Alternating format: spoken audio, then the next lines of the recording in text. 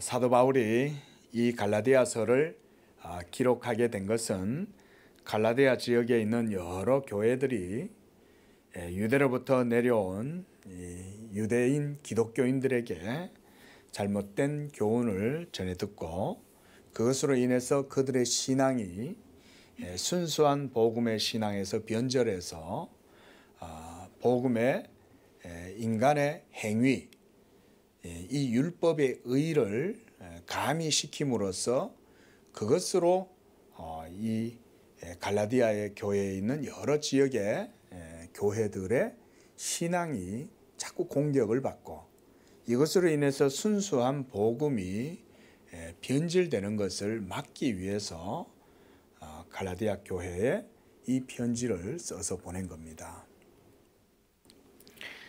그렇다면 순수한 복음은 무엇이고 이 갈라디아 지역에 있는 교회들을 자꾸 왜곡시키고 그들의 신앙을 변질시킨 것은 무엇이었습니까? 그것은 바로 거짓 교사들이 들어와서 너희들이 예수님을 믿음으로써만 의롭다함을 얻는 게 아니라 예수님을 믿지만 율법의 행위도 함께 있어야 한다라고 하는 그런 이 잘못된 가르침을 계속해서 그들에게 강요했기 때문에 그것 때문에 사도 바울이 이러한 편지를 쓴 것이지요. 우리가 초대교회 당시 때를 생각을 해보면 초대교회 당시 때 그들의 유대 종교 사회 그리고 이 기독교가 이제 유대인들로 말미암아서 점점점 퍼졌잖아요. 그러니까 초대교회 당시 때는 이 복음의 도, 즉 예수님을 믿음으로써 의롭다함을 얻는다라고 하는 이 복음의 도가 유대교 신앙인들에게는 이게 받아들이기가 매우 어려웠던 거예요.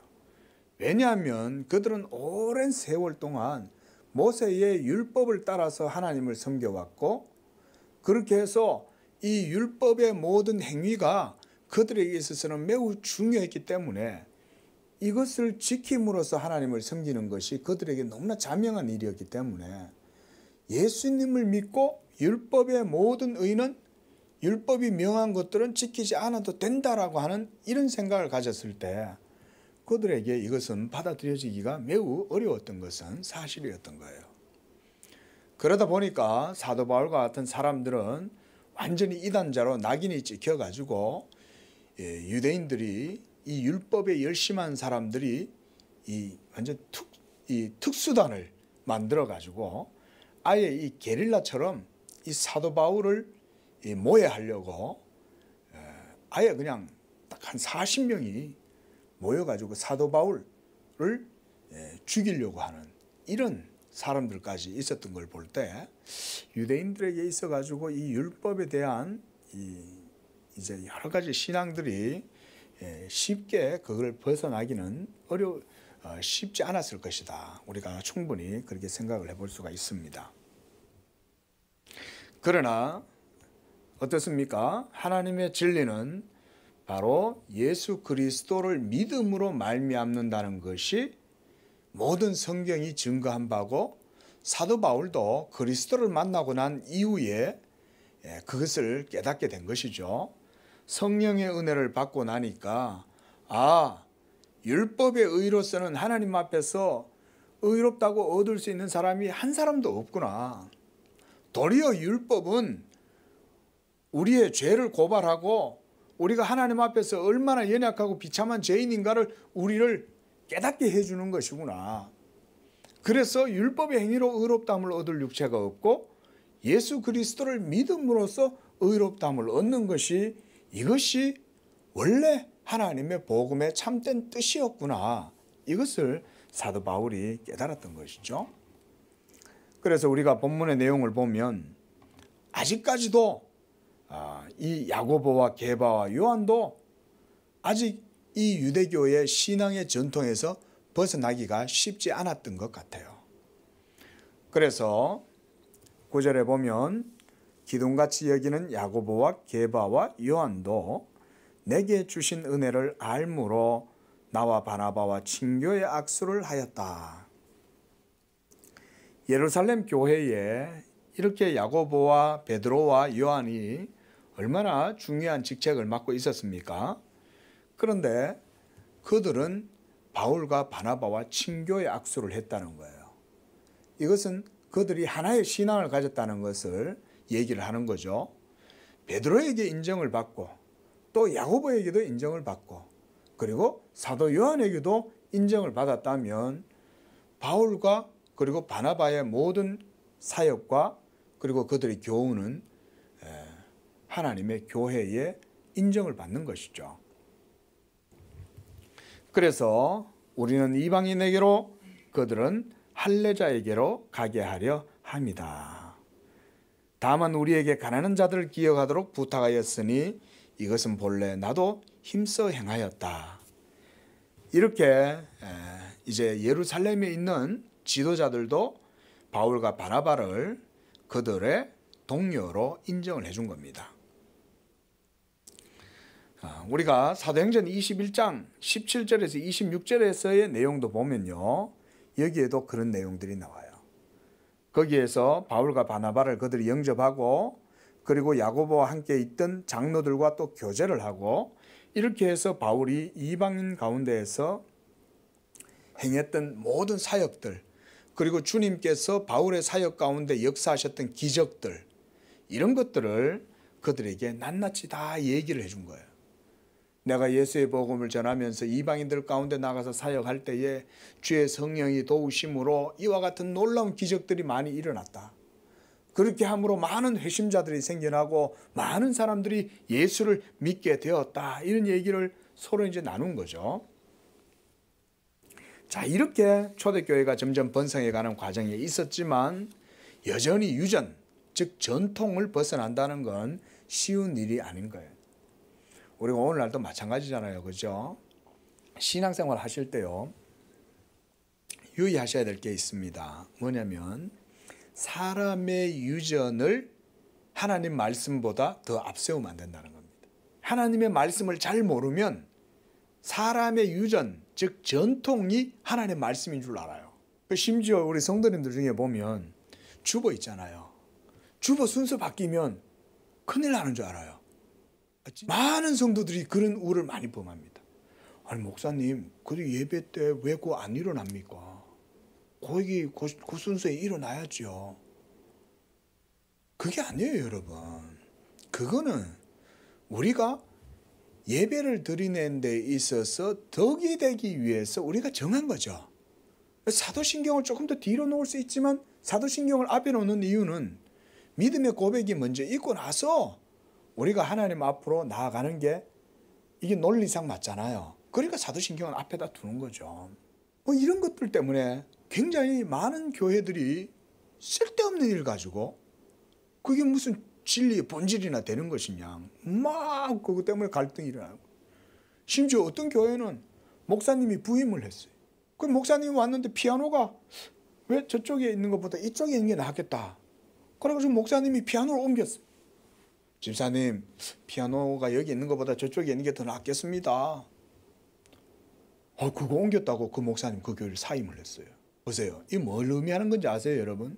왜 피아노를 옮겼는데 그 목사님이 사임을 해야 될까요? 사람들은 진리에 대한 본질적인 것에 관심을 안 둔다는 거예요. 그거 옮기는 거 저 어디에 갖다 놓으면 어때? 안 그래요? 저쪽에 갖다 놓으면 어때? 여기 있으면 어떻고 여기 있으면 어때? 아무것도 중요한 게 아닌데 하나님 말씀에 관심이 없으니까 그런 거에 목매는 거예요. 여러분, 이게 우리의 연약함이에요. 우리가 신앙생활 하실 때 기억하셔야 될 게 우리는 얼마나 부족하고 연약한지 몰라요. 하나님의 은혜가 없이는 잠시도 설 수 없는 게 우리. 피아노 옮겼다고 목사님 보내본 거예요. 왜 목사님이 마음대로 피아노를 거기다 옮기냐? 목사님이 좀 그러면 안 되나? 왜 왜 주보를 이렇게 고쳤냐? 그래가지고요, 교회 내에 쓸데없는 일 가지고 문제가 많이 일어난 거예요. 이게 유대인들이나 지금 신약의 성도들이나 다를 바가 뭐가 있어요? 예? 똑같잖아요. 아니 목사님이 의뢰 말씀 전하는 분인데 아니 피아노가 여자 있는 것보다 저쪽에 있는 게 더 낫겠다 싶어서 그랬겠거니 이렇게 생각하면 되잖아요. 근데 그런 생각을 못 하는 거예요. 다 어디에 매여가지고 전통에 박혀 있어가지고 이걸 못 버리는 거예요. 이 주보 때문에, 이 주보 순서지 때문에 얼마나 문제가 많은지 몰라요. 아무것도 아닌데 이거 없어도 돼요. 주보요. 네? 왜 주보가 있습니까? 전통 만들려고 있는 겁니까? 아니죠. 우리가 예배 드리는데 편의를 위해서, 덕이 되기 위해서 만들어 놓은 거지. 이거 가지고 왜 거기서는 왜 안 일어나고 거기서는 왜 앉고 왜 예배 순서가 이렇게 됐고, 그 전부 다 본질은 모르는 거예요. 중요한 게 뭡니까? 신앙의 본질적인 게 중요하잖아요. 그런 것에 대한 마음은 없고 그런 것만 관심을 쓰면 사람은 얼마든지 그래 될 수 있어요. 초대교회 당시 때 유대인들의 심정을 생각해 보면 얼마든지 그러니까 우리가 이해가 되는 거예요. 그런 우리의 모습만 봐도. 우리는 율법도 없는데 이런 형식 하나조차 흐트러 깨기를 못하는 거예요. 예? 전통 하나 깨뜨리면 야단이 나는 거예요. 그게 무슨 대단한 일이나 되는 줄 알고. 예? 그래 이 유대인들이 얼마나 예수 믿음의 신앙으로 돌아서기가 쉽지 않았겠어요. 예? 그거 하나만 봐도 알 수 있지 않겠어요? 그 유대인들 나무랄 거 없어요, 여러분. 우리도 똑같아요. 11절에 게바가 안디옥에 이르렀을 때에 이렇게 사도 바울이 안디옥에서 사역을 할 때 마침 베드로가 그곳에 방문을 한 거예요. 그래서 이방인들 크리스찬들하고 앉아가지고 이제 교제도 하고 같이 식사를 했어요. 아마 계면 적었을 거예요. 예? 좀 어색하기도 했을 거고, 왜냐하면 아직까지는 생소한 거예요. 이방인들하고 같이 자리를 한다는 게. 그런데 베드로는 주님께로부터 계시를 받았죠. 주님이 보자기 계시를 보여주셨잖아요. 그죠? 환상을. 그래서 하늘에서 보자기가 내려오는데 그 속에 들어가 보니까 온갖 가증한 짐승들이 많이 있는데 하늘에서 소리가 나는 거죠. 그 베드로야 그걸 잡아 먹어라. 주여 내가 가증하고 속된 것은 내가 먹음으로 나를 더럽히지 않겠나이다. 또 내려와 먹어라. 안 먹을랍니다. 또 내려와 먹어라. 안 먹을랍니다. 얼마나 여러분 사람이 완고합니까? 하나님이 먹으라고 먹어야지. 지가 뭔데 하나님의 말씀을 거슬러서 3번이나 하나님을 거부하냐 이거예요. 그러니까 나중에 하나님 답답해가 그러는 거예요. 야! 내가 거룩하게 한 걸 네가 왜 속되다고 하냐? 예? 하나님이 거룩하게 했으면 된 거지. 이걸 딱 환상을 보고 난 이후에 베드로가 깨달았죠. 예? 아, 하나님께서 이방인들도 차별하시지 않는구나. 이방인들은 속되고 가증한 존재들이 아니구나. 그들도 하나님이 성령을 주셔서 구별하고 그들을 거룩하게 하실 수 있구나. 이거를 그 환상을 통해서 깨달은 거 아니에요? 예? 그 고넬료 이방인 백부장 고넬료의 집에 가서 복음을 전할 때 고넬료의 집안에 성령이 임해가지고 그 집이 거룩하게 되고 거기에 하나님의 교회가 생겨난 거 아니에요? 그걸 보고 베드로가 하나님은 이방인도 받으시는구나. 사람의 외모를 취하시는 것이 아니구나.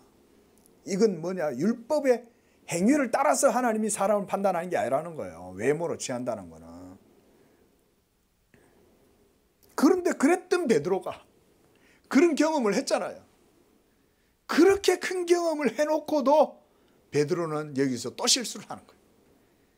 베드로 실수투성이, 문제투성이, 언제나 혼자서 제일 앞에 나서면서 문제는 가장 많이 일으키는 게 베드로 아니에요. 그 베드로의 그 성격이 안 사라지는 거예요. 11절 보세요. 책망받을 일이 있기로 내가 그를 대면하여 책망했다. 대면하여 책망했다는 얘기는 작심하고 사도 베드로 앞에서 당신 이렇게 얘기했다는 거예요. 앞에서. 뒤에서 얘기한 게 아니라 정면에서 베드로를 비판했다는 거예요. 그 앞에서. 예? 야고보에게서 온 어떤 이들이, 야고보는 이 예루살렘 공회의 의장격이었어요. 예? 말하자면 엄청난 지도자예요.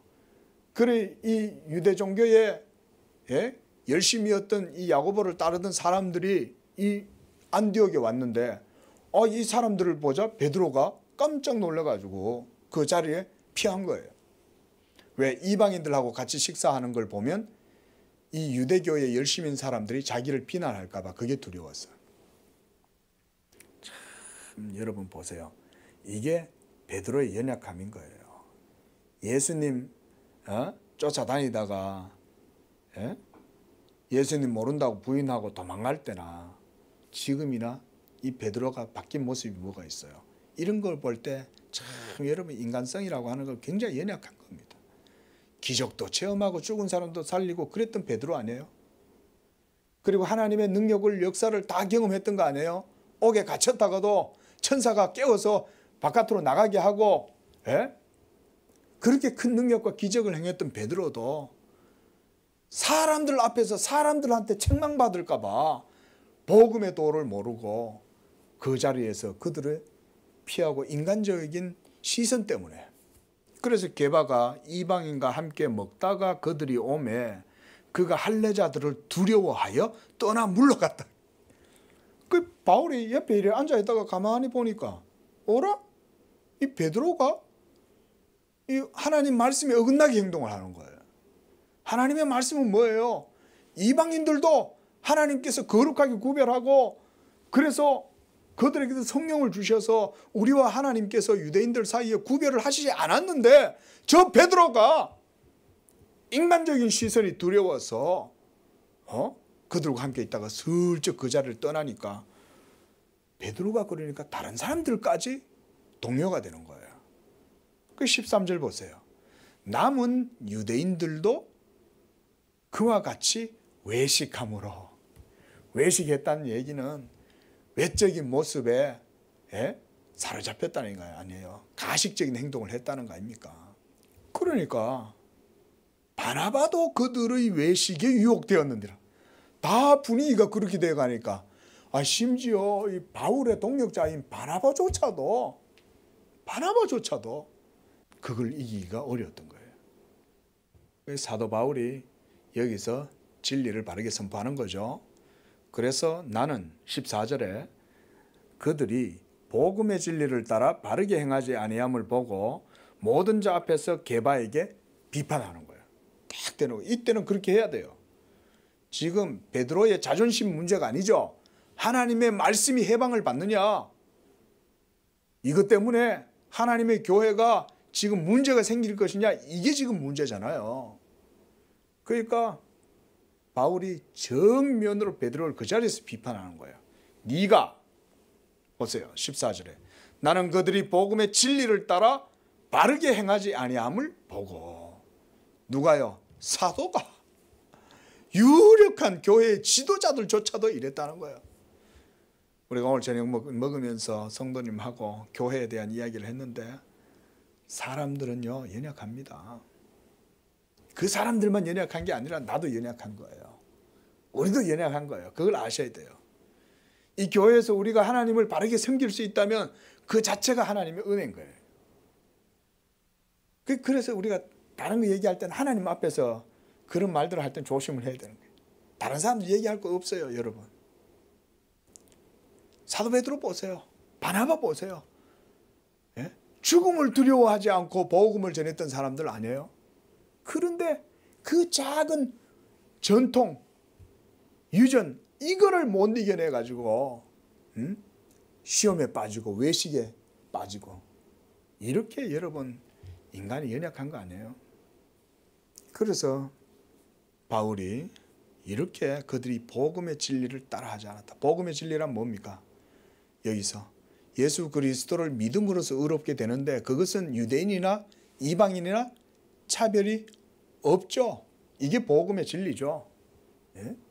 아브라함의 언약은 할례받은 이스라엘 백성뿐만 아니라 무할례자인 이방인들에게도 아브라함 언약은 유효한 거예요. 지금 저 유대교 내에 요즘 메시아닉 주들, 우리나라 안에도 메시아닉 주 지점이 있어요. 지부가. 근데 이 사람들은요 예? 예수님을 믿고 의롭다 하고 이 아브라함 언약의 본질을 몰라요. 그래가지고 다시 유대교로 돌아가야 된다고 얘기를 해요.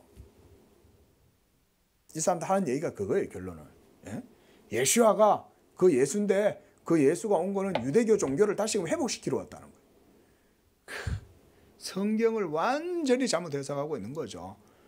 구약의 모든 성경 자체가 모든 이방이 너로 말미암아 복을 받으리라. 아브라함 언약이 벌써 그렇게 얘기했잖아요.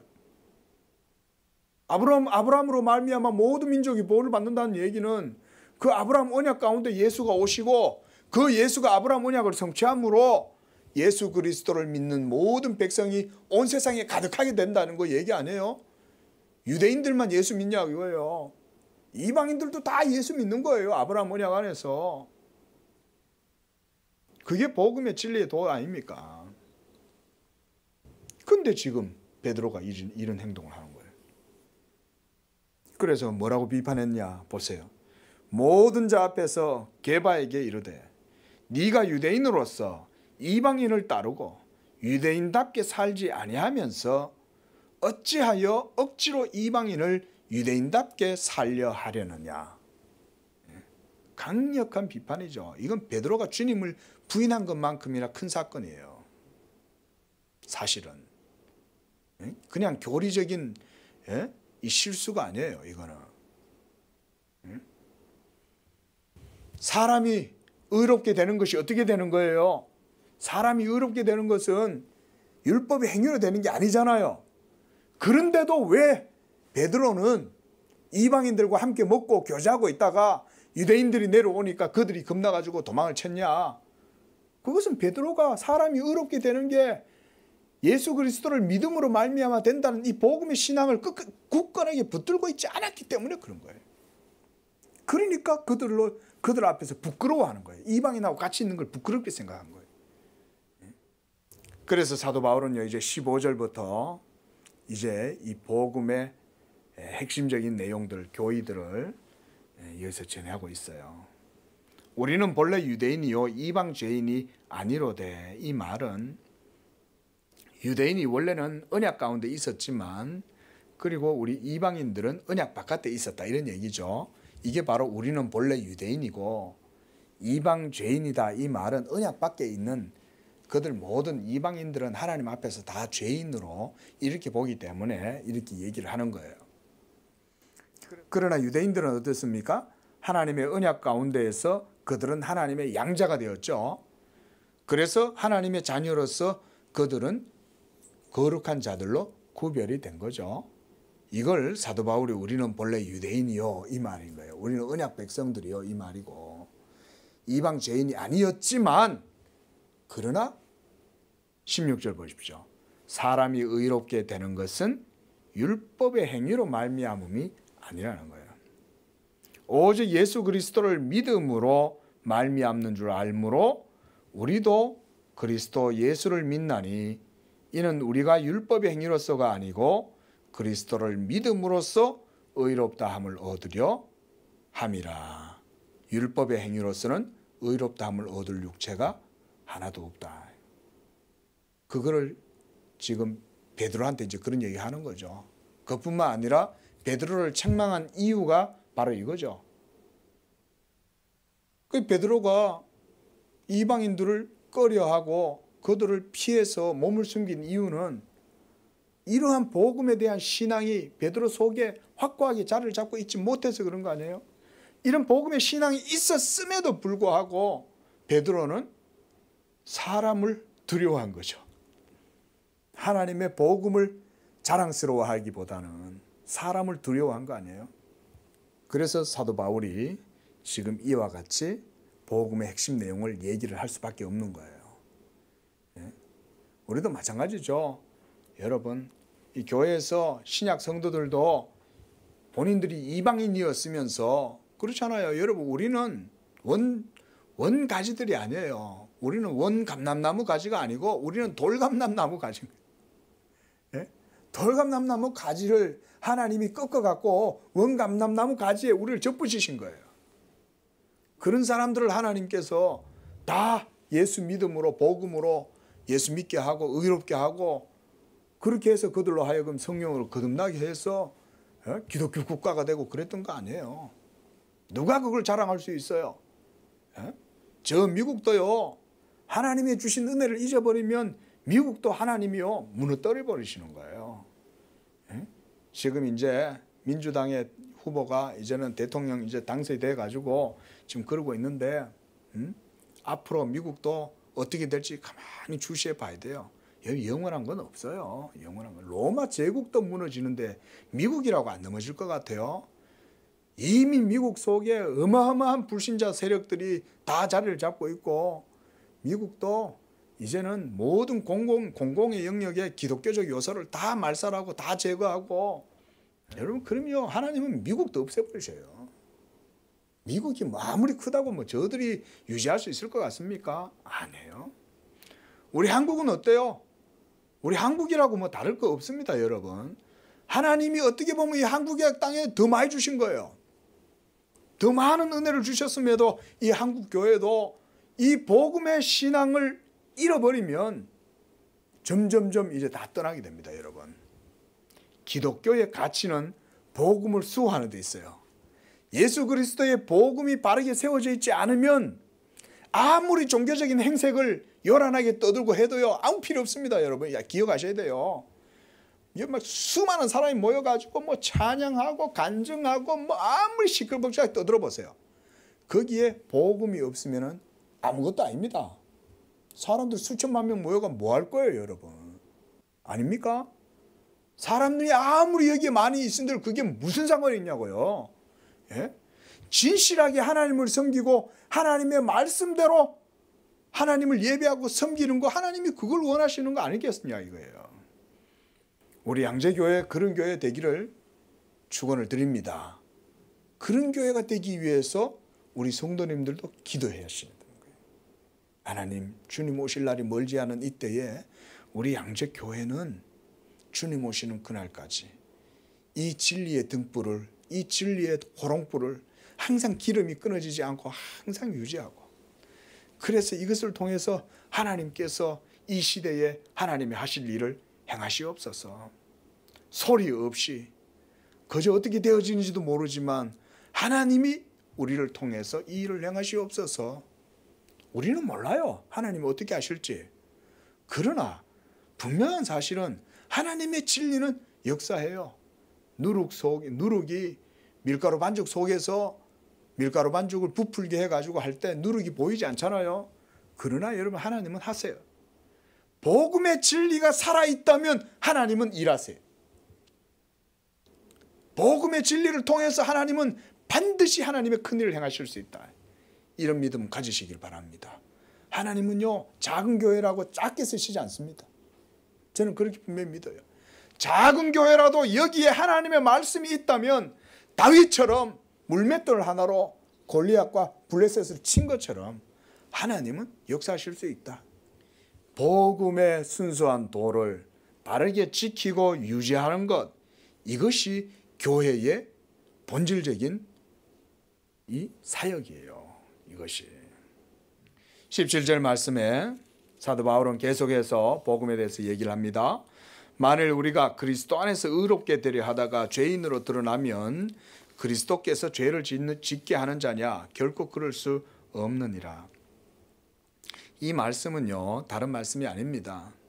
너희가 예수 그리스도를 믿어서 의롭다함을 얻게 되었다면 그 반대로 너희가 그렇다면 예수를 안 믿고 율법의 행위로 하나님 앞에 의롭다함을 얻는다면 너희가 의롭다함을 얻을 수 있냐? 그럴 수 없죠. 율법의 행위로 의롭다함을 얻으려고 하면 할수록 자신이 어떤 사람으로 드러납니까? 율법 앞에서 죄인으로 드러나잖아요.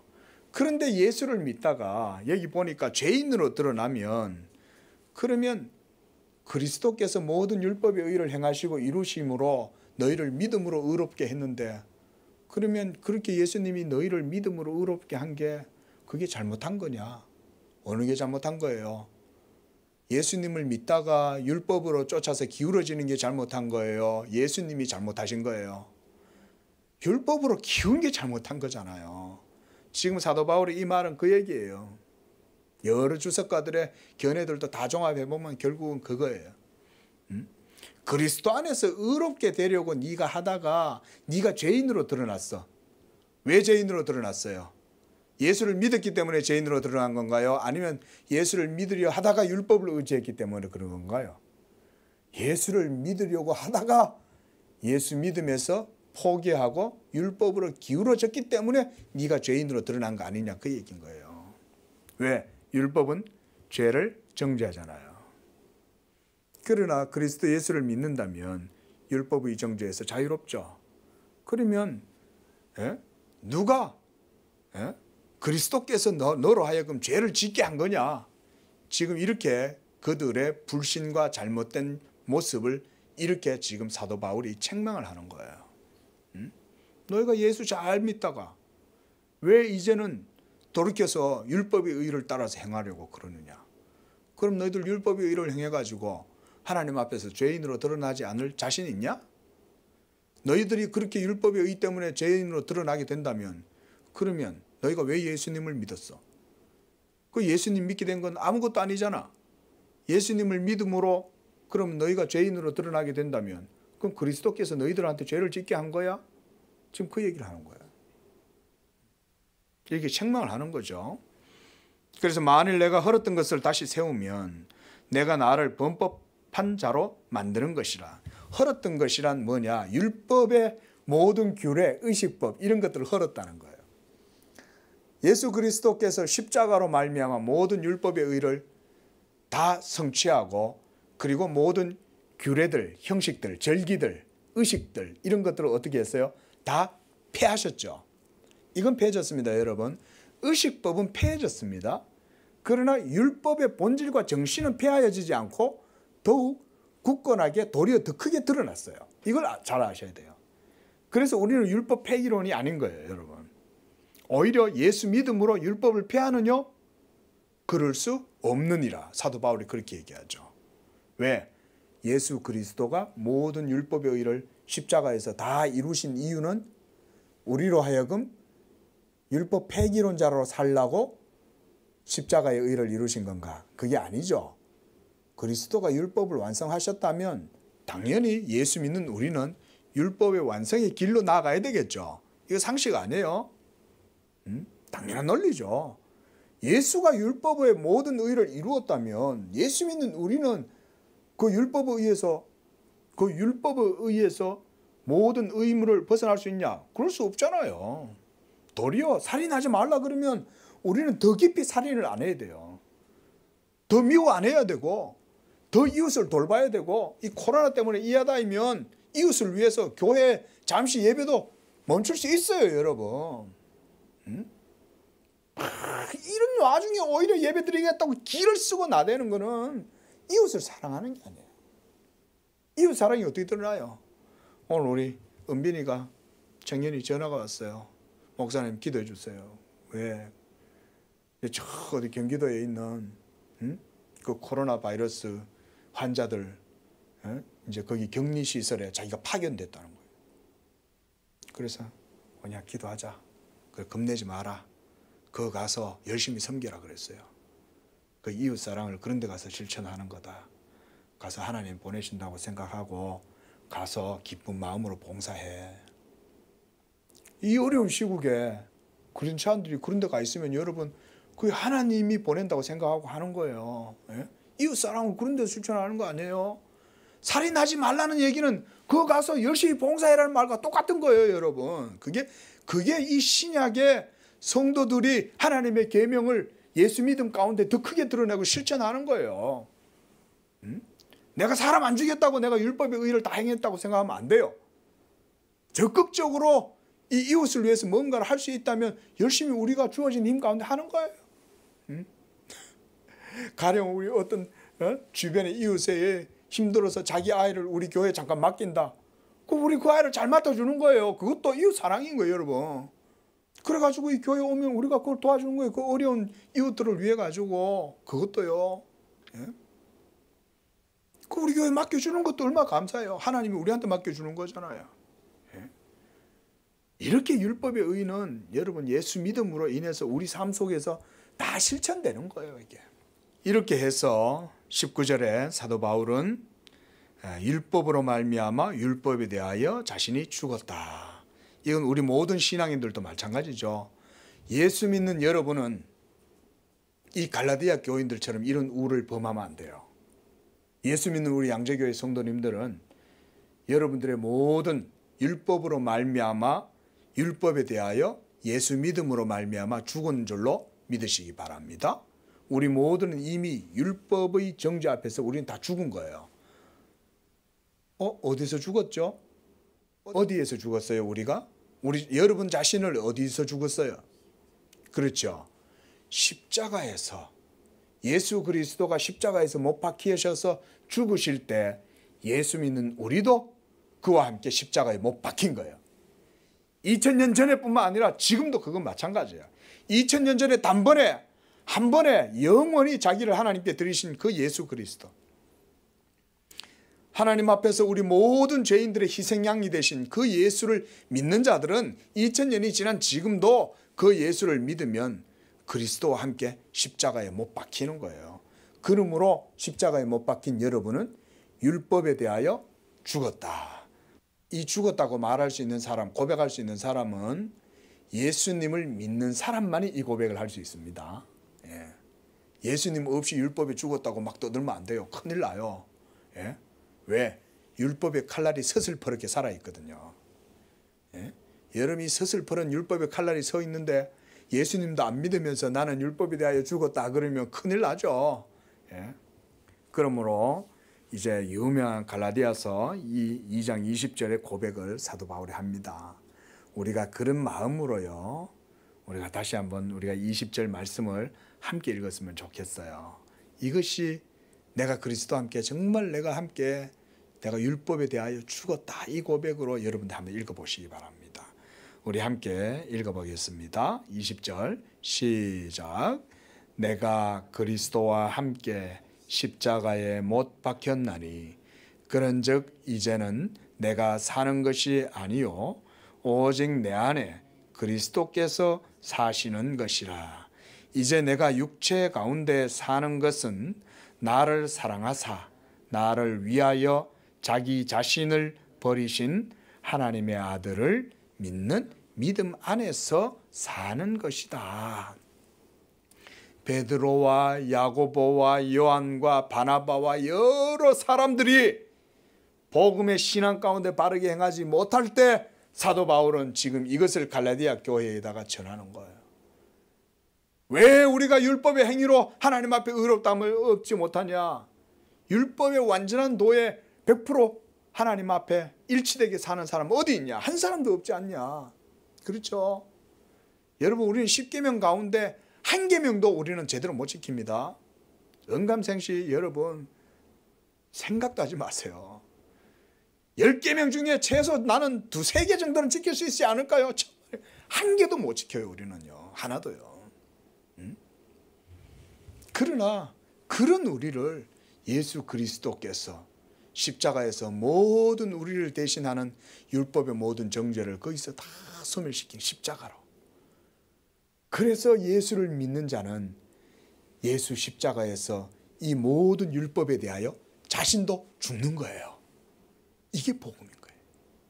예수 믿음이 바로 그런 은혜를 우리에게 주는 거예요. 그래서 이제는 내가 사는 게 아닌 거예요. 왜? 이제는 율법에서 율법으로 말미암아 내가 죽은 거예요. 예수를 믿음으로. 그런데 내가 다시 율법으로 가? 그럼 어떻게 되는 거예요? 그리스도께서 나를 죄짓게 하는 자예요? 아니잖아요. 내가 나의 믿음이 부족하고 연약했다는 것을 드러내는 것밖에 안 되잖아요. 그리스도의 복음의 도는 흔들림이 없어요. 그러므로 내가 사는 것이 아니라 이제는 예수 믿는 내 안에 예수가 사시는 거예요. 예수가 사심으로 내 속에 의와 생명이 역사하는 거예요. 여러분, 예수님을 믿는다니까 내가 믿어가지고 내 믿음으로 내 의지로 신앙생활을 한다, 이게 아니죠. 예수를 믿을 때는 이미 그리스도와 함께 나를 십자가에 못 박혀 성령이 역사하시는 거예요. 여러분이 여러분을 십자가에 못 박는 게 아닙니다. 성령이 여러분 속에서 역사하셔서 여러분들로 하여금 2000년 전에 단 한 번 죽으신 하나님의 아들의 그 죽음에 여러분들을 연합시켜 주는 거예요. 그래서 여러분들이 십자가에 함께 못 박히게 되는 거예요. 성령 때문에. 그리고 성령으로 못 박히고 난 이후에는 그때부터 또 내가 살아요? 아니에요. 여러분 속에 성령이 또 오셔가지고 주의 영으로 말미암아 계속 그 믿음 속에서 살아가도록 또 역사하시는 거예요. 그런데도 베드로는 하나님을 또 떠나는 거예요. 베드로는 또 실수하는 거예요. 베드로 같은 사람도 성령이 그렇게 충만해가지고 3,000명, 5,000명 회개하고 죽은 자도 살렸던 그 베드로조차도 이런 실수를 하는 거예요. 이런 실수를. 성령이 그 속에 역사함에도. 그래 뭐 우리들은 뭐 두말할 거 없죠. 안 그렇겠어요? 우리가 뭐 아무리 날고긴다 그래도요, 우리가 뭐 베드로만큼 되겠어요? 그런 베드로조차도 성령이 그 속에 거하심에도 이런 실수를 하는 거예요. 항상 복음의 은혜 가운데 겸손하게 거해야 될 줄로 믿습니다. 그거를 미리 막을 수 있는 방지책은요, 겸손밖에 없어요. 겸손. 자기 의에 이 모든 이런 게 막 기세가 막 이 속에서 막 쑥 쏟아 올라오면 그걸 죽이는 방법은 나를 다시 부인하는 거예요. 그래서 오직 예수 그리스도의 의만 의지하고 나가는 그 방법이 없어요. 그게 한마디로 겸손이에요. 겸손. 내가 육체 가운데서 살지만 나를 사랑하사 나를 위해 자기 자신을 버리신 하나님의 아들을 믿는 그 믿음 안에서 이제는 사는 것이다. 이 믿음의 삶이 얼마나 힘들겠어요. 그죠? 육체를 이겨내야 되니까. 우리 육체는 교만하고 조금만 놔두면 거만해지고 조금만 놔두면 하나님의 의를 거스르고 성령을 거스르고 막 육체의 정욕을 쫓아 행하려고 얼마나 애를 씁니까? 예? 그러니 사도 바울이 그런 고백한 거 아니에요. 오라 나는 공고한 사람이로다. 이 사망의 몸에서 누가 나를 건져내랴, 이런 말을 하는 거잖아요. 사도 바울조차도 그런 거예요. 그럼에도 불구하고 여러분 속에 누가 계신다는 겁니까? 그리스도께서 계신다. 그래서 우리의 모든 신앙도 오직 그리스도로 말미암아 유지가 되는 겁니다. 예수 믿는 거요, 여러분 힘으로 믿는 거 아니요. 예수 믿는 삶도 여러분들의 믿음이 힘으로 사는 거 아니에요. 모두 다 하나님의 은혜요, 은총이시요 하나님의 자비하심인 줄로 믿습니다. 21절 말씀 보십시오. 내가 하나님의 은혜를 피하지 아니하노니. 이렇게 복음 신앙이 하나님의 은혜 때문이라고 고백을 하는 것입니다. 그러므로 의롭게 되는 것이 율법으로 말미암으면 그리스도께서 헛되이 죽은 것이 아니겠느냐. 계속 사도 바울은 이 복음을 변증할 때 이런 반어법적으로 역설적으로 이렇게 얘기를 해서 이 복음의 신앙을 벗어나는 자들에게 이 에둘러서 이렇게 책망을 하는 거예요. 야, 그리스도께서 그럼 죄를 짓게 한 거야? 예수님이 왜 죽으셨어? 막 이런 얘기를 하는 거예요. 그러므로 그리스도께서 우리의 모든 죄를 위하여 율법에 대하여 율법으로 말미암는 그 모든 의를 자기의 죽으심으로 이루신 것처럼 이제 우리가 하나님 앞에 의롭다함을 얻는 것은 예수 그리스도를 믿는 믿음밖에 없다. 이 얘기를 사도 바울이 계속하는 것입니다. 이제 3장에 들어가면 사도 바울은 이제 그 믿음에 대한 내용을 보다 더 구체적이고 아주 신랄하게 이제 얘기를 합니다. 기도하겠습니다.